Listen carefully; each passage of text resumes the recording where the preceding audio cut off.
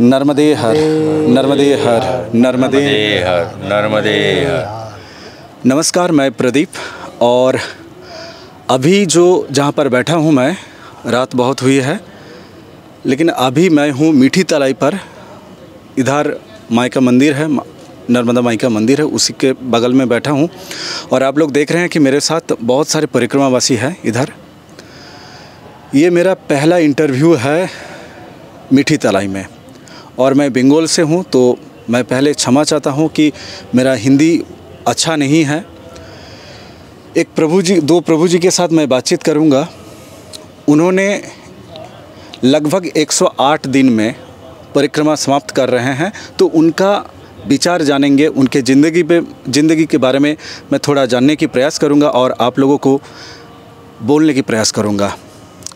पहले प्रभु जी को मैं स्वागत करता हूँ इस कार्यक्रम में। आपका नाम प्रभु जी? किरण डोडिया, बड़ौदा से। आपका नाम? प्रकाश पार्टे, मैं भी बड़ौदा से हूँ। अच्छा, तो नर्मदा परिक्रमा करने से पहले आप किस काम करते थे? मैं होटल लाइन में था, as a general manager. Hotel में मैनेजर? हाँ जी। अच्छा, आप? मैं ग्राफिक डिज़ाइनर हूँ। ग्राफिक डिज़ाइनर है आप? अच्छा, बहुत बढ़िया है। तो ये नर्मदा माई के बारे में आप तो बहुत पहले से ही जानते थे? हाँ, क्योंकि मेरा नेटिव चाणोद है, तो बचपन भी मैंने मैया के साथ ही बीता है। अच्छा। ज़्यादातर। फिर हम लोग बड़ौदा आ गए, अभी पढ़ाई लिखाई सब बड़ौदा पे हुई। तो ये एक थॉट बचपन से थी, और पिछले 2020 से हम लोग सोच रहे थे कि मैया की परिक्रमा करें। फिर we are inspired by Reva movie देखने के बाद ऐसा हुआ कि नहीं, करना ही चाहिए। तो ये सोचते सोचते 2020 के बाद ये लॉकडाउन आ गया। फिर 2022 में हमने सोचा कि चलो भाई जाते, लेकिन क्या फैमिली रहता है साथ में, तो एक आदमी के साथ जैसे फैमिली रहता है तो सब सोचता है फैमिली के बारे में कि भाई मेरे बच्चे, पेरेंट्स है। तो ये सोचने के टाइम पे कंफ्यूज होते हैं कि भाई ये सब होने के बाद परिक्रमा करें। हाँ। तो डिसाइड करना हमारे लिए भी मुश्किल था। उस टाइम पे मेरा भी जॉब था, इनका भी जॉब था। तो एक बार तो हम लोग नहीं जा पाए, कैंसिल हो गया। फिर लास्ट टाइम हमने सोचा कि भाई हर बार ये सब सोच के कैंसिल हो रहा है, तो सडनली हमने प्लान किया कि नहीं भाई अभी कल निकलना है जैसे। तो इनको रात को कॉल किया कि भाई परिक्रमा शुरू करनी है, तो ये भी रेडी हो गए। बोले कब जाना है? मैं कल सुबह। तो बोले ठीक है, रेडी। शाम को ये गए, बैग ख़रीदा, परचेज़ किया। दूसरे दिन 27 जनवरी को सुबह 11 बजे नारेश्वर, और फिर वहाँ से हमने शुरू की परिक्रमा। नारेश्वर से? नारेश्वर से। तो आपका जो ग्राफिक डिज़ाइनर है आप, तो उस काम पे आप तो लगे हुए थे। अच्छा। दोनों दोस्त है क्या? हाँ, हम दोनों दोस्त ही हैं। दोस्त है? थोड़ा ऊंचा बोलिए। दोनों ही दोस्त ही है। दोनों दोस्त है। तो आपको पहले से मन था क्या? नहीं, तो आप दोस्त बोला तो इसीलिए चल पड़े आप? नहीं, मैं तो पिछले 20 साल से हाँ, एवरी मंथ नारेश्वर स्नान करने आता ही रहता हूँ। अच्छा, बहुत बढ़िया है। मैंने पहले भी गाड़ी से नर्मदा परिक्रमा की थी, तभी मेरे मन में विचार आया ही था कि एक बार मैं चलकर अवश्य मैया की प्रदक्षिणा करूँगा। बहुत बढ़िया विचार है आपका। इसलिए फिर हम दोनों का प्लान वहीं से था, स्टार्ट हुआ 3 साल पहले, मगर कुछ संयोग हुआ नहीं, और फिर एकदम सडनली हो गया प्लान, तो निकल पड़े मैया का नाम लेकर। बहुत बढ़िया है। अच्छा, एक बात मुझे बताइए, नर्मदा में परिक्रमा करने से पहले क्या विचार थी? नर्मदा मैया के परिक्रमा के बारे में आपका क्या विचार था?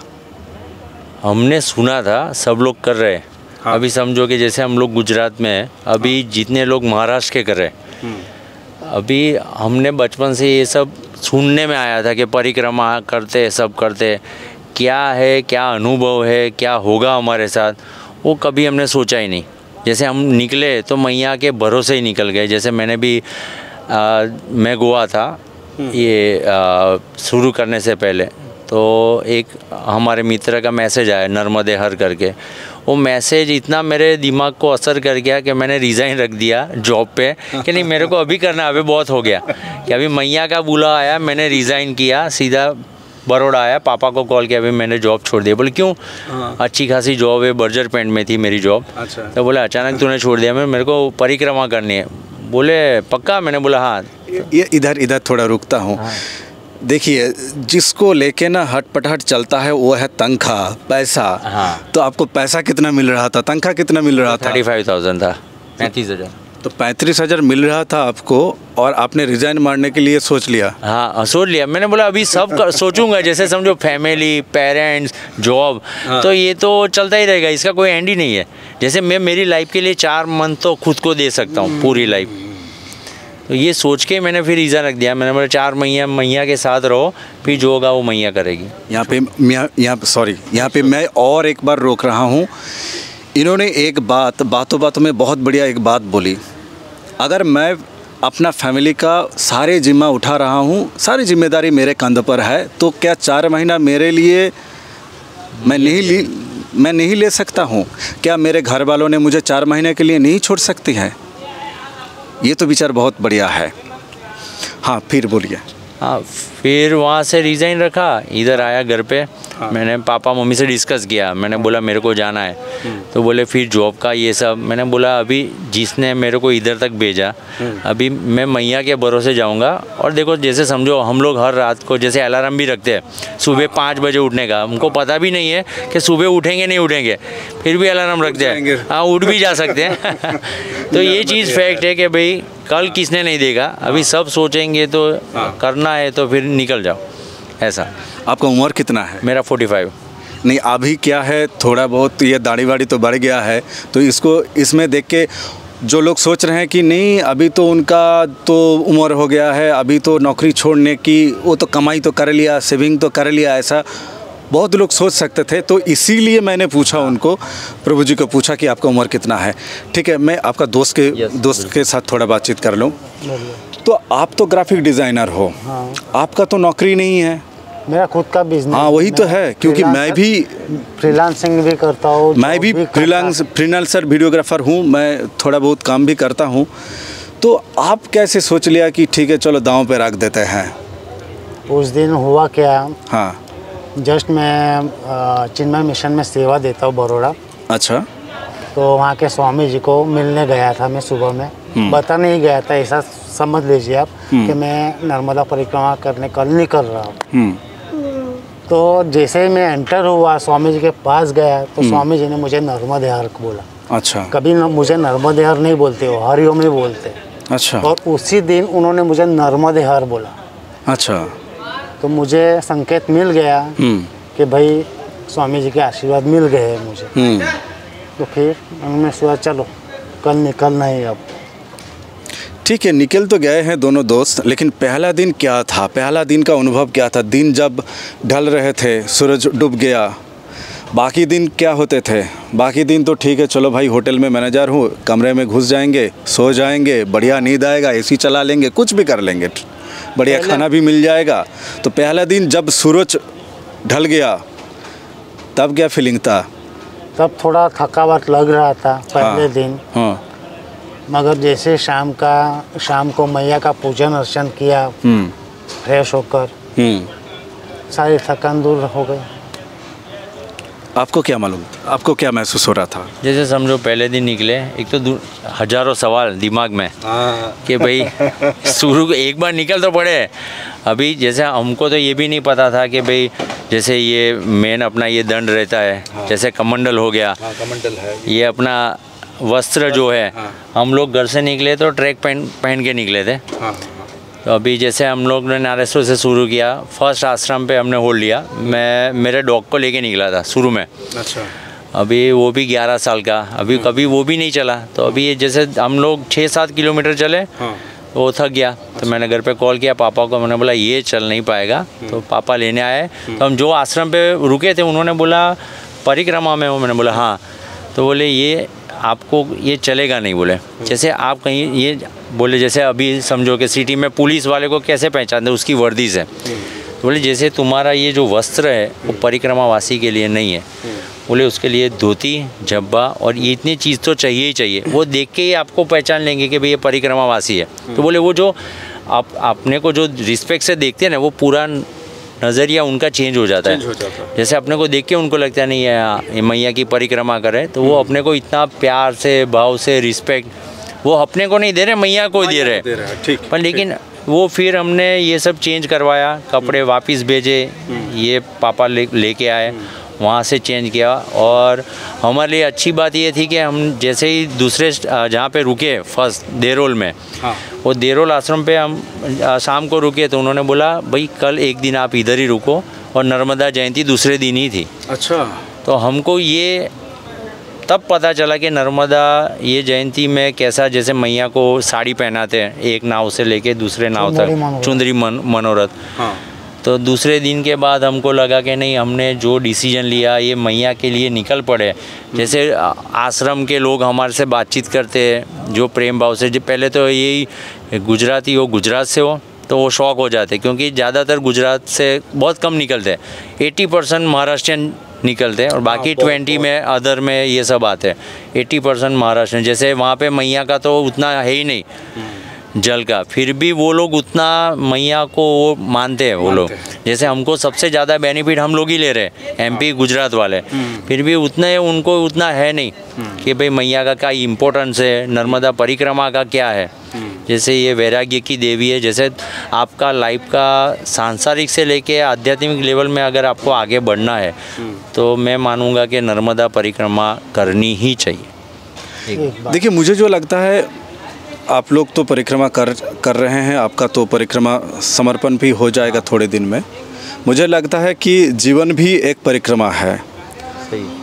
और नर्मदा परिक्रमा में जो मैंने पाठ किया, बस उसी के आधार पर मैं बोल रहा हूँ। जो लोग पहली बार ये एपिसोड देख रहे हैं कि उसको लगे कि नहीं मैं परिक्रमा कर चुका हूँ, नहीं। मुझे लगता है कि जीवन का जो परिक्रमा है और नर्मदा जो परिक्रमा, मैया का जो परिक्रमा है, वो दोनों के भीतर एक लिंक है। और जीवन का परिक्रमा को समझने के लिए नर्मदा परिक्रमा करना चाहिए। सही बात। जीवन का परिक्रमा जो है, असल में जो है, वो उसको दिख जाएगा। आगे बढ़ना, छोड़ना, त्याग करना, यहाँ पे क्या है, चलते चलते सब कुछ बन जाते हैं। आप तो पहले, आपका तो लुक्स भी बदल चुके हैं। हाँ, बिल्कुल बदल चुके हैं आप। और आपका आँख जो है, उसका जो दृष्टि है, वो भी आपका बदल चुके हैं।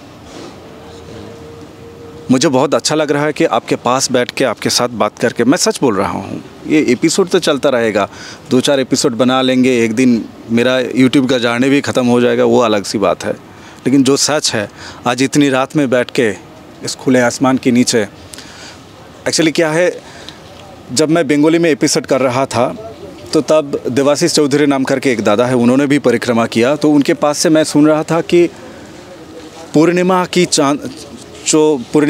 के दिन उन्होंने नर्मदा के तट पे बैठ के नर्मदा जी को देख रहे थे। तो वो आस लेके मैं आया हूँ कि मुझे भी बैठना है, मुझे भी देखना है, मुझे भी वो देख के पूरा करना है। वो एक आस है, हम सबके भीतर एक आस है। वो चलते चलते कब वो आस बदल जाते हैं, किसी और दिशा में बदल जाते हैं।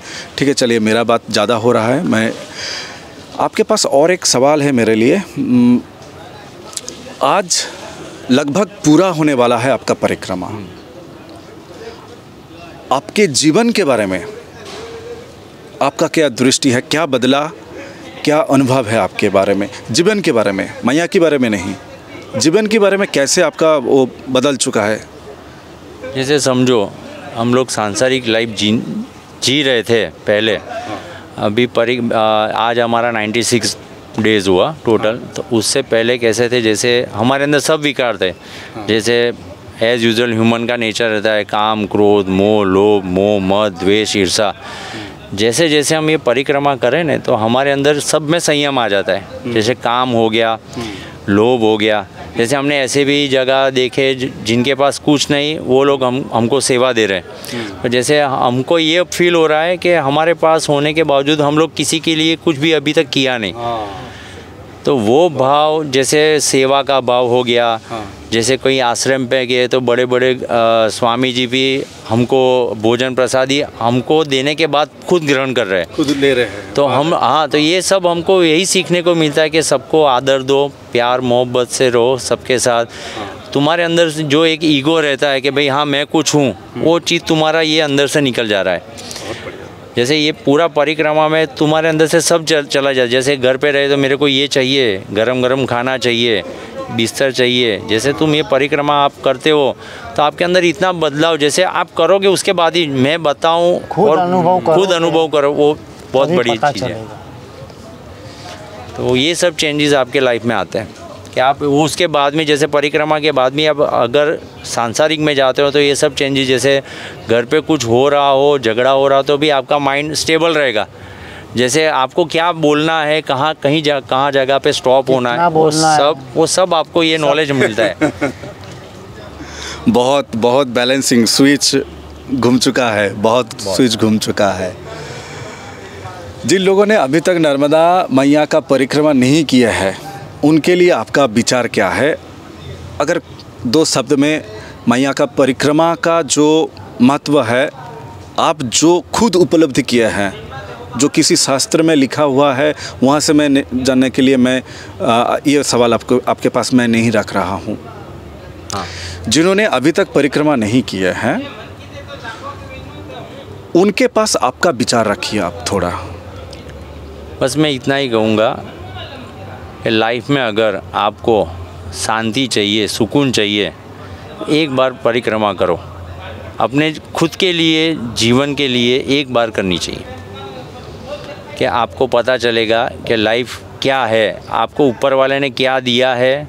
जिसके पास नहीं है उनको देखो तो आपको वहीं पे सेटिस्फेक्शन होगा कि भाई हाँ मेरे को ऊपर वाले ने बहुत कुछ दिया है। तब जाके आप थैंक्स बोल सकते हो ऊपर वाले को, हाँ कि भाई तू मेरे को इतना दिया है। लेकिन उसके लिए करना तो पड़ेगा ही। एक बार घर से बाहर निकलो और मैया को अपनी लाइफ के 4 मंथ दो। बहुत बढ़िया, बहुत बढ़िया। एक्चुअली क्या है, मेरा भी जर्नी इस यूट्यूब से शुरू हुआ है और मैया के हाथ पकड़ के ही शुरू हुआ है। चलते चलते हम लोग अभी नर्मदा फाउंडेशन नाम करके एक संगठन भी बना रहे हैं। अगर आप चाहें मेंबर हो सकते हैं, मेंबर बन सकते हैं आप।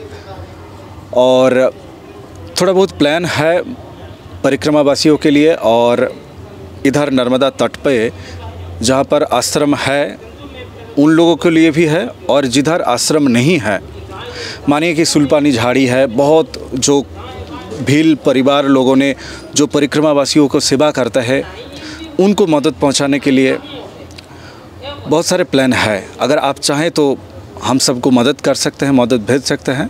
नीचे नंबर है, आप देख पा रहे हैं। अच्छा रहिए, भक्ति पथ में रहिए, नर्मदा माई के साथ रहिए।